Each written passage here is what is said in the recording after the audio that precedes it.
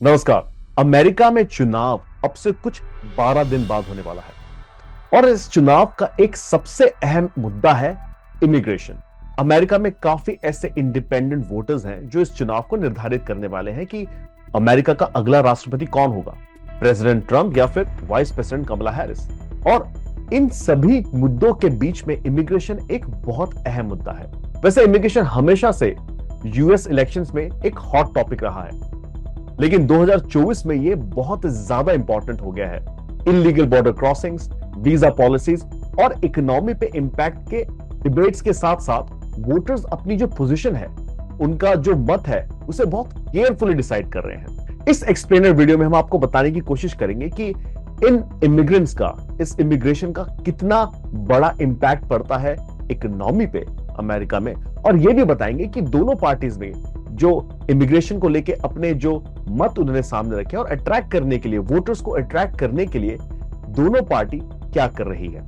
सबसे पहले बात करेंगे हम इल्लीगल इमिग्रेंट्स के। और ये जो इल्लीगल इमिग्रेंट्स है जो बॉर्डर क्रॉस करके आते हैं, क्या सचमुच जिस तरह से प्रेसिडेंट बाइडेन को दोषी ठहराया जा रहा है, क्या सचमुच बाइडेन दोषी है इल्लीगल इमिग्रेंट्स के बढ़ाव के लिए अमेरिका में? उससे पहले बात करते हैं कि जब ट्रंप प्रेसिडेंट थे तो उस दौरान बॉर्डर क्रॉसिंग्स क्या थी। 2019 में करीब 10 लाख के पास अमेरिका में बॉर्डर क्रॉसिंग्स हुई थी, इलीगल बॉर्डर क्रॉसिंग्स। लेकिन ट्रंप की एक पॉलिसी थी, रिमेन इन मैक्सिको पॉलिसी, और उन्होंने असाइलम को लेके जो रूल्स बनाए थे उसके तहत ये जो इलीगल बॉर्डर क्रॉसिंग्स थी ये कम हो गई थी। साथ ही साथ प्रेसिडेंट ट्रंप ने बॉर्डर के वॉल कंस्ट्रक्शन पे भी बहुत ज्यादा एम्फेसिस दिया था। बाइडेन के अंडर जब बाइडेन प्रेसिडेंट बने 2021 में करीब 1.7 मिलियन तक यह आंकड़ा चला गया था इलीगल बॉर्डर क्रॉसिंग्स का, जो अभी तक अमेरिका की हिस्ट्री में एक रिकॉर्ड रहा है। क्रिटिक्स अमेरिका में यह कहते हैं कि जो बाइडेन ने ट्रंप एरा पॉलिसी थी जैसे टाइटल 42, उसे हटा के और एक बहुत ही लीनियंट अप्रोच लिया, जिसकी वजह से बॉर्डर क्रॉसिंग्स जो है वो अमेरिका में बढ़ गई। तो ये massive influx of illegal immigrants कैसे वोटर्स को इंपैक्ट करता है, तो इसके इंपैक्ट को समझने की कोशिश करते हैं। अमेरिकन सिटीजन्स पे क्या बर्डन होता है अगर इलीगल इमिग्रेंट्स अमेरिका में आते हैं। अब बहुत से अमेरिकन के लिए इलीगल इमिग्रेशन सोशल सर्विसेज और पब्लिक सेफ्टी पे एक स्ट्रेन की तरह देखा जाता है।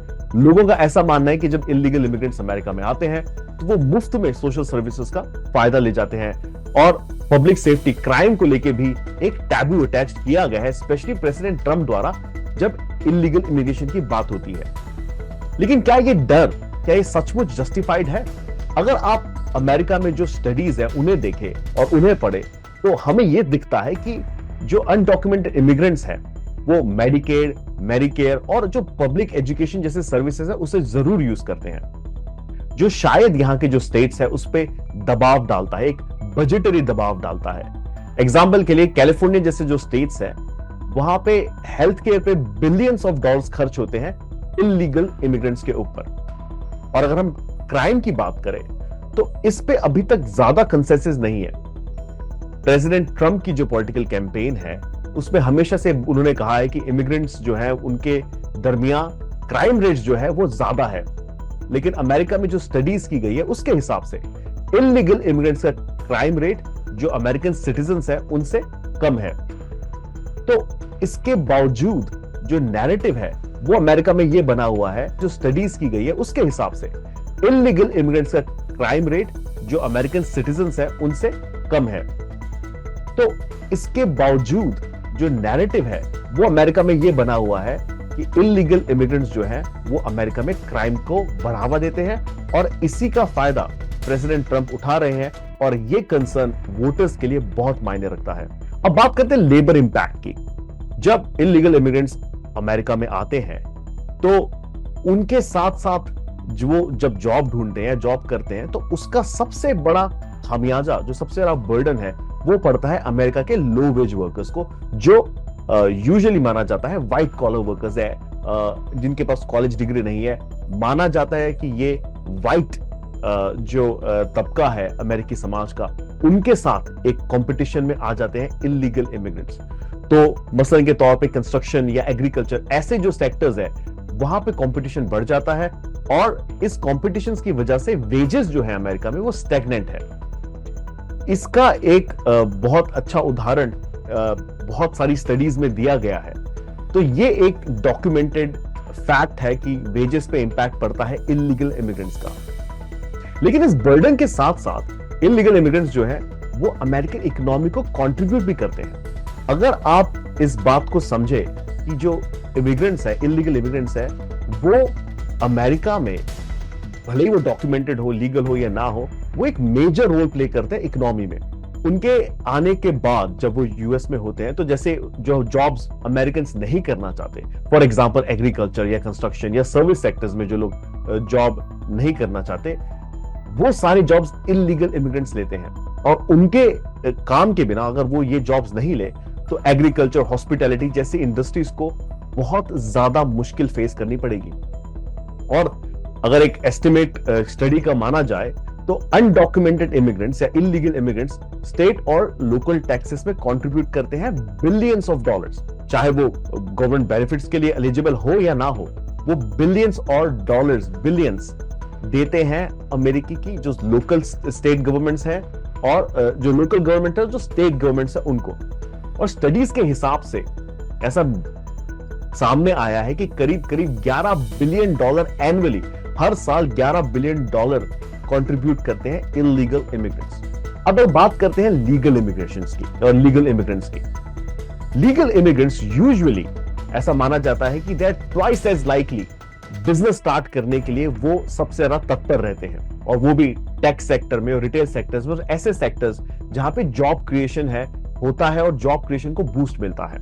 अब हम ये समझते हैं कि जो भारत से यूएस में लोग आए हुए हैं जो वीजा पे है, उनके ऊपर इसका क्या इंपैक्ट होने वाला है अगर प्रेसिडेंट ट्रंप आते हैं या कमला हैरिस चुन के आती है। तो भारतीय जो इमिग्रेंट्स हैं वो लॉन्ग टर्म वीजास पे अमेरिका में रह रहे हैं, भले ही वो H1B वीजा हो, L1 वीजा हो, या एक लिम्बो स्टेट जिसे कहते हैं वो हो ग्रीन कार्ड बैकलॉग। अब टेक सेक्टर और हेल्थ सेक्टर में भारतीयों का कोई मुकाबला नहीं है अमेरिका में। साथ ही साथ ऐसा माना जाता है कि अब हम देख भी रहे हैं कि Kamala Harris is half Indian, politics में भी भारतीय बढ़ चढ़ के आगे बढ़ रहे हैं। तो कैसी पॉलिसी होगी ट्रंप की और हैरिस की जिसपे भारतीयों के वीजा स्टेटस पे इंपैक्ट होगा? अगर आप 2016 में जब ट्रंप इलेक्ट हुए थे उसकी बात करें तो तब ट्रंप ने H1B वीजास को लेकर रिस्ट्रिक्टिव अप्रोच ली थी। उनका गोल था कि अमेरिकन को जॉब मिले और H1B रिस्ट्रिक्ट हो। हाल फिलहाल में उन्होंने नई बात की है। उन्होंने कहा कि वो टेक सेक्टर्स के लोगों से मिले हैं और उनका ऐसा मानना है कि जो भी इंटरनेशनल स्टूडेंट्स यूएस में आते हैं मास्टर्स के लिए या पीएचडी के लिए, उनको तुरंत ग्रीन कार्ड दे देना चाहिए। Kamala Harris on the other hand वो एक कॉम्प्रहेंसिव इमिग्रेशन रिफॉर्म की बात करती है। शी इज नॉट टारगेटिंग, वो टारगेट नहीं करी सिर्फ भारतीय लोगों को या जो वीजाज है उनके मसले हैं उनको नहीं, वो एक कॉम्प्रहेंसिव इमिग्रेशन की बात करती है जिसमें ये ग्रीन कार्ड बैकलॉग का मुद्दा भी आता है। उनके प्लान के मुताबिक कि वो ग्रीन कार्ड बैकलॉग कम करेगी, ग्रीन कार्ड नंबर्स बढ़ा के, जो इंडियन इमिग्रेंट्स के लिए एक बहुत बड़ा इशू है। साथ ही साथ वो काम करना चाहती है लो स्किल्ड वीजास के लिए और अनडॉक्यूमेंटेड या इलीगल लोगों के लिए।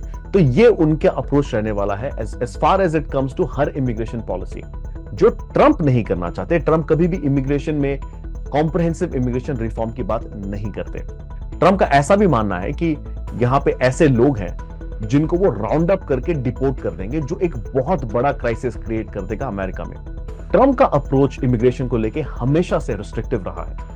अगर आप लीगल इमिग्रेशन को छोड़ दे तो ट्रंप की जो इमिग्रेशन पॉलिसी है, स्पेशली जो प्रोजेक्ट 2025 में लिखी गई है, वो अमेरिका में एक नए टाइप का चैलेंज लाके खड़ा कर देगा। और इसी को लेके दोनों ने अपने कैंपेन्स में अलग अलग तरह की मैसेजिंग दी है। जैसे कि इमिग्रेशन एक डिवाइसिव इशू है और दोनों पार्टीज अपनी कैंपेन में कोशिश कर रही है अपने अपने वोटर बेस को समझाने के लिए कि वो क्या करेंगे अमेरिका में इमिग्रेशन के लिए। ट्रंप का सबसे ज्यादा फोकस बॉर्डर पे है। वो चाहते हैं कि उनकी जो वॉल थी वो उसे कंप्लीट करें और इमिग्रेशन को कम से कम कर सके, और उसके लिए उन्हें जो भी स्टेप्स उठाने पड़े एजेंसी के तौर पे या लॉ के तौर पे, वो करने को तैयार हैं। और ये सारा जो मैसेज है ये उनके वोटर्स जो रूरल और सबर्बन सिटीज काउंटीज में रहते हैं उनके साथ बहुत ज्यादा रेजोनेट करता है। उनको लगता है, उनके इस बेस को लगता है कि अगर इमिग्रेशन अमेरिका में बंद हो जाए तो उनकी लाइव्स इंप्रूव हो जाएगी। वहीं कमला हैरिस एक बहुत कॉम्प्रहेंसिव अप्रोच की बात करती हैं। वो बात करती है कि किस तरह से इमिग्रेशन में इमिग्रेंट्स कंट्रीब्यूट करते हैं अमेरिका में हर तरह से, भले ही वो टैक्स हो, इनोवेशन हो, लीगल हो, इलीगल हो। और ये मैसेजिंग बहुत अच्छी तरह से की जा रही है प्रोग्रेसिव्स को और माइनॉरिटी वोटर्स को रिझाने के लिए अपनी तरफ। साथ ही साथ कमला ने यह भी कहा है फिलहाल कि वो भी बॉर्डर सिक्योरिटी पे तवज्जो देंगी और एक पाथवे टू सिटीजनशिप देने की कोशिश करेगी जो अनडॉक्यूमेंटेड या इलीगल इमिग्रेंट्स है अमेरिका में। अब से कुछ 12 दिन बाद अमेरिका निर्धारित कर लेगा कि वो किस डायरेक्शन में जाना चाहता है, और इमिग्रेशन एक बहुत अहम मुद्दा है। हम इस चुनाव के रिजल्ट के बाद ये समझ पाएंगे कि इमिग्रेशन की जो वैल्यूज है वो क्या है अमेरिकन के लिए, क्या समझते हैं वो इमिग्रेंट्स को लेके, और किस डायरेक्शन में वो ले जाना चाहते हैं अमेरिका को आने वाले दशकों में। हमने कोशिश की आपको समझाने की कि इमिग्रेशन पॉलिसी सिर्फ बॉर्डर्स के बारे में नहीं है, बल्कि इकोनॉमी, सिक्योरिटी और अमेरिका की कोर वैल्यूज के बारे में है। 2024 के चुनाव में ये एक ऐसा इश्यू है, ऐसा मुद्दा है जो प्रेसिडेंट बनाने या गिराने में एक बहुत मेजर रोल प्ले करने वाला है। जैसे जैसे चुनाव पास आएगा हम ऐसे और वीडियोस आपके लिए लेके आएंगे। फिलहाल के लिए thank you so much for watching. देखते रहिए आज तक।